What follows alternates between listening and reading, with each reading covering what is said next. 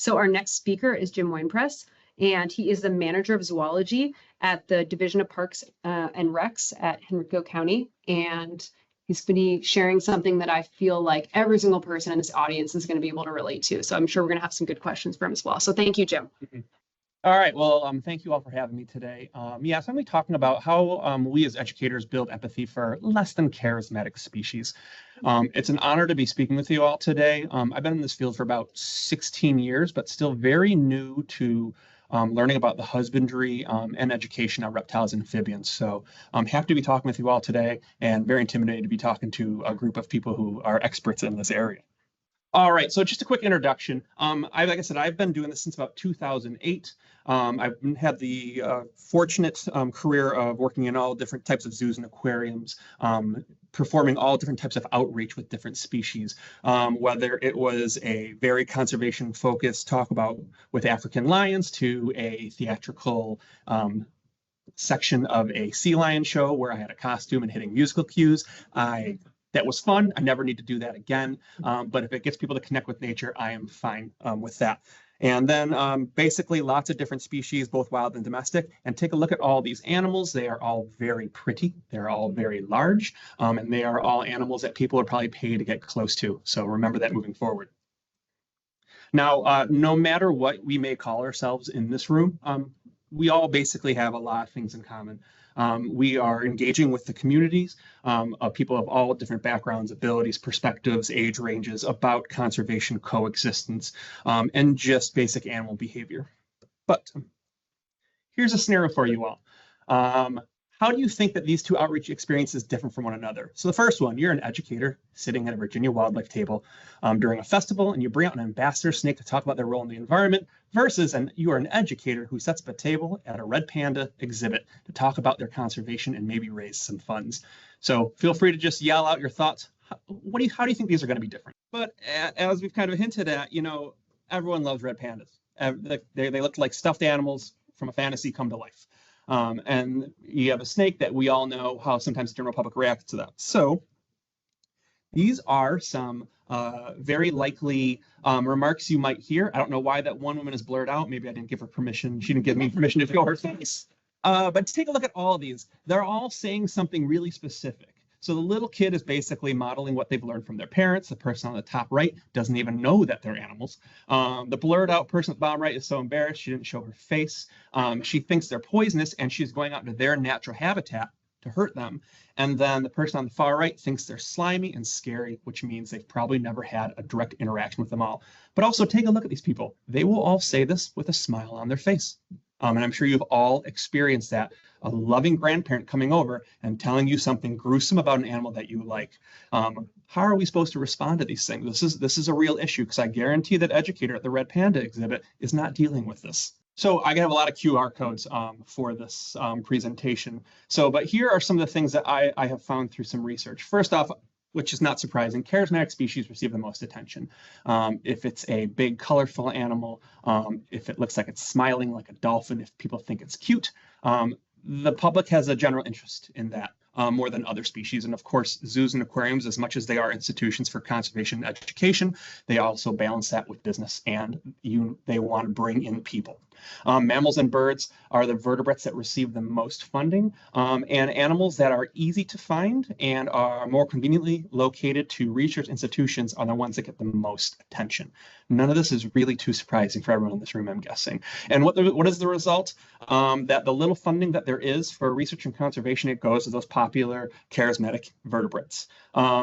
You're more likely to see insufficient data going along with reptiles, amphibians, invertebrates, which makes creating strategies that are effective in terms of educating the public and knowing what the threats or needs of these species are more challenging to find. And then that is just that much more of an uphill battle for those species in terms of changing public opinion and just getting that information out there for effective behavior change and perception changes in people, and just avoiding instances of avoidable human-animal conflict. I should have put that word in there because sometimes things are unavoidable, but I feel like the animals that we care about most in this room sometimes are the victims of avoidable human-animal conflict. There is a snake in my yard, I'm going to go get it. Don't get it. And media plays a role in this. Take a look at the movies on the left and the animals they feature, and take a look at the movies on the right and what they feature. And don't feel bad. I love Deep Blue Sea. I love Anaconda. Those are great movies.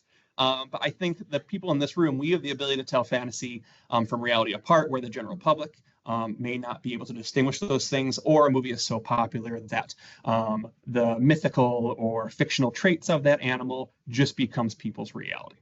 On top of that, educating, talking to people about conservation is already a challenge. And I'm sorry if some of the formatting is out. This is made in Canva, and so maybe had a hard switch over to here. But in my experience and from talking to other organizations, from attending different conferences throughout my career, people don't want to be inundated with sad and depressing facts about their favorite animals. We know that people go to zoos and aquariums and anywhere to see animals as a recreational fun trip with their family. Learning is also a part of that.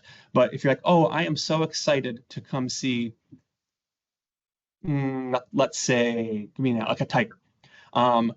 Every person in a uniform is coming to you and say, hey, this is Sasha. She's a tiger. Here's 15 reasons why they're dying. No one wants to hear it. They're going to learn to avoid you because it's just depressing, which makes conservation hard to talk about because you have to talk about some depressing things once in a while. People don't want to be guilted. I'm going to take a moment to say I strongly dislike PETA, but they go out of their way to make you feel guilty. People don't want to be put on a guilt trip. You are doing this, well, then you're part of the problem. There's the gift shop. We don't want to do that. And then what's politically correct? There are some hot topics when it comes to wildlife. Everything from how we take care of our yards to hunting to talking about climate change. People might get so worked up or distracted by that aspect of it that you're not getting your message across. Okay, so we've gone over all of the frustrating, depressing facts. So let's go over all the things that we can do to empower ourselves, to empower the community. First off, the biggest tip is listen and empathize with those people. Let people share those experiences and don't judge them to their faces. Save that till later, until we're on our next break, and we can talk about all the crazy bonkers things that people say to us. But when we are wearing our name tag, when we're wearing our uniform, take all the weird things that they may say to us or the inaccurate things and take it and shake it off, save that for later, and just be that welcoming educator, zookeeper, volunteer, any title that you may have, to talk to them and thank them for sharing their experiences and if they're open to a conversation. Somewhere as a culture, I feel like changing your mind about something became a sign of weakness, where it's actually a really, really good thing to say, oh, I was wrong about that. Please use positive reinforcement and thank that person for doing that. If you're exhibiting live animals, show them as they are. A lot of times, if you Google search like opossum, cottonmouth, or any other type or any type of tarantula, you're going to see animals of those. Those animals are terrified, so they're in threatening poses because they are so scared of that photographer. But people get used to seeing animals in a certain pose. So if you work for an organization has enrichment devices, bring those out, utilize it. If you have a pegboard and a snake is moving all around on it, that's a really great way to show an animal doing what it does best, exploring, using its tongue. And it's a really great for people to be like, oh, wow, look how that animal moves. Wow, they are really beautiful when the sun hits them. And you can also go kind of the unnatural route, which is if you're doing a training demonstration, if you can show how an animal knows how to go to a target puller, go onto a scale, show off that intelligence. At the Three Lakes Nature Center, we have a snapping turtle that knows how to follow a target for a reward. And he's not attacking that target. He knows to follow it and fairly calmly put his nose on it or next to it. Can't wait to get that animal out into the public so people can see that this creature is really, really smart. And I'm going to call you out, Courtney, real quick in a good way. There's a story that she told me when I worked at the Virginia Living Museum, and it was when we had a small ambassador alligator that was graduating from an ambassador animal that lived in the back to a larger exhibit animal. Historically, when an animal had gotten too big for living behind the scenes, they went on their exhibit, and it was just this accepted fact that they would just hide for about a week and a half. Courtney said, I don't want to do this to Newt. I'm going to start taking this alligator out with me for small trips, and I am going to let them acclimate slowly well before that they are just permanently on exhibit.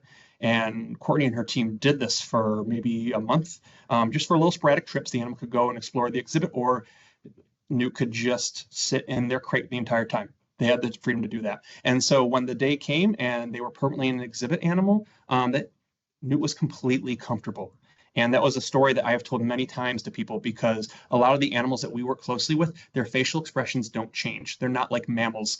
If I were to trip over my dog by accident, that dog looks at me like, how could you have attacked me? You know, but an alligator won't do that. But the point of that story is we were able to say that and say this animal is very sensitive. That's right, alligators can be sensitive, and we set this animal up to succeed.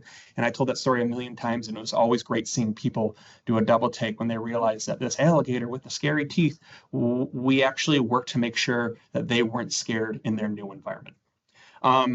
Cast a wide net. I think everyone in this room would probably agree that when we see an animal, we say, you intrinsically have the right to live because you are interesting. Not everyone feels that way. So when you're talking about conservation or coexistence, really figure out all the different ways you can pitch to someone why they should tolerate an animal being around and not go out of their way to harm them or take them home as a pet or something like that. So just caring about animals. And I wrote, even if it's not the one you're talking about, there is a bird conservation organization that I cannot remember their name, but they said, you love these beautiful birds, then you have to like bugs, because they're not going to a bird feeder to feed their babies. They're feeding them bugs. So please do what you can. If you like birds, please tolerate bugs. A great way to indirectly appreciate insects. Economic health, we'll touch upon this in the next slide, but sometimes animals can become attractions, and that's a great way. People are like, ooh, I like money coming into my local economy, and that animal should still be here and they should be respected. And then saying, well, you know, this animal eats other animals that you don't like, so please allow them to be here. I'm guessing a lot of people here have heard of Merlin Tuttle. He is such an inspiration. He has decades of accomplishments working with bat conservation. If you watch that YouTube video, he's definitely reading a script, so he's a little less charismatic than usual, but boy, he is just the role model for what we should be looking to do. And I got his quote there, win friends instead of battles. This is the guy who's gone out of his way to understand the perception, behavior, and activities of, quote, the enemies when it comes to conservation issues, especially regarding bats. He's the one that would sneak off from his education crew and go out with people who are hunting bats at night to get to know them, to learn about what they're doing, what they like, what they don't like. He's the one who's going to citizens' houses to talk to them about an article that they were featured in where they say, we're being terrorized by bats. And we all know that's just not true. And he goes and empathizes and listens to their story and then says, well, you know, here's some information about bats. Also, that species, I've been holding one in my hand the entire time. Completely changes their perspective and wins them over. So please, he's also an amazing photographer. So sometimes I love how ugly bats can be, and he does such a great job of capturing that. So please research Merlin Tuttle. He's a really good way of building alliances and engaging all stakeholders. This says the nature of talking about nature. Now, when I was a younger zookeeper, anthropomorphism was the enemy, the true enemy. It was basically saying every animal on the outside may look like the animal that they are, but on the inside, they're a person. So that tiger who's alone in his or her exhibit, they are lonely, because I'd be lonely if I was in there by myself, and I just came from the lions and they're all friends living together. That is a way that anthropomorphism can make talk animals and understanding behavior, conservation, and how we care for them a real challenge. So traditionally, it's been viewed as taboo and unscientific. Now, critical anthropomorphism is something that's really being embraced right now. And so you're still utilizing scientific findings, utilizing anthropomorphism in a way to build empathy and really connect people to animals. And this is best to be done with animals that maybe don't change facial expressions, may not look like animals at all. I'm thinking like coral, things like that, are animals, again, that are just misunderstood or instill fear. So some additional tips: storytelling and framing, use words that build empathy. So you should say this animal, if you know if it's a boy or a girl animal, say he does this, she does this. And a lot of this is focused towards a younger crowd. We've got to get those kids loving all of our weird animals at a young age. Say home instead of habitat, and maybe say, hey, when we do this to the ocean, the corals become sick in their home. That's a good example of using critical anthropomorphism instead of saying this organism can no longer thrive in this unsuitable environment. Don't want to say that to a group of third graders, because it's not going to hit home like, hey, this is where they live. If we do this, they don't feel good and they can't live there anymore. I'd say that's a really great way to connect with people and really put them in the shoes of the animals. Role playing, I think this is a really cool idea. So for all you educators out there, if you ever have a visiting group of students, get some costumes, get some activities where it says, congratulations, you are a starfish. And you go tell them how starfish eat and say, it's your job to teach the rest of the class how you as a starfish eat. And that's a really cool thing that kids get to do. And then they have a whole different appreciation, understanding of what it's like to be that animal, because kids in their imaginations, they become that starfish. And then taking action applicable. When I was an elephant keeper, we'd be like, hey, you want to help elephants? Don't buy ivory. And that family from Ohio was like, done.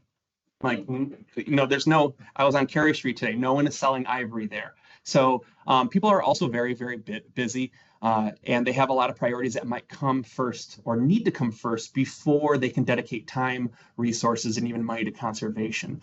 So think of things that people can do easily in their lives. And that middle picture there is just an example of maybe just don't mow all of your grass. Maybe leave a patch open.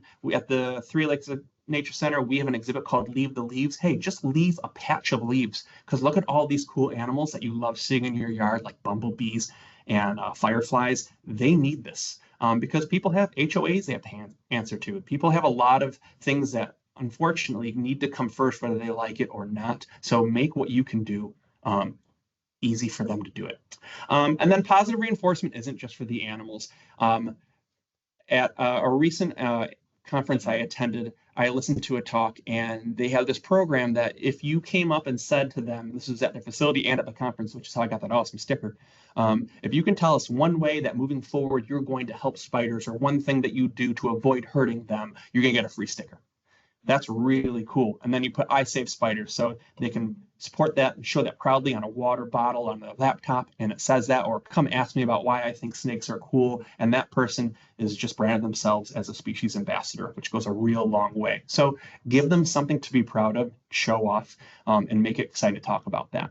And then I borrowed this final quote, but we don't need a handful of people practicing conservation education perfectly. We need millions of people doing it imperfectly.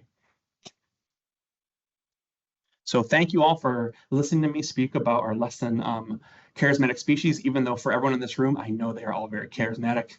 Beauty is the eye of the beholder. I think after working with all of those big charismatic megafauna in my career, my interests are solely on the animals that need the loudest voices advocating for them. So this is a good crowd to be in.